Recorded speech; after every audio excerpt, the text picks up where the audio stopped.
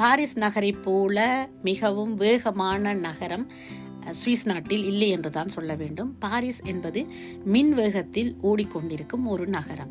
நான் ஆரம்பத்தில் கூறியது போல நவநாகரிகம் மிகவும் அதிகமான அல்லது நாகரிக மாற்றம் அதிவேகமாக மாறிக்கொண்டிருக்கும் நகரம் என்றே பாரிஸ் நகரை கூறலாம். இங்கு பல முக்கியமான இடங்கள், அதாவது பாரிஸ் நகரில் பல முக்கியமான இடங்கள் இருக்கிறது.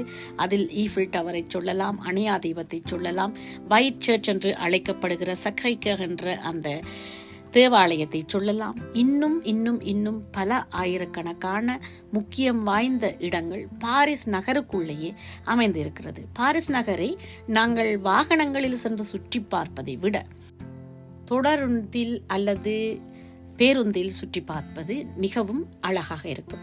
அதைவிட சிறந்த வழி என்னவென்று சொன்னால் நடந்து சென்று பார்ப்பது. நான் ஒரு முறை பாரிஸை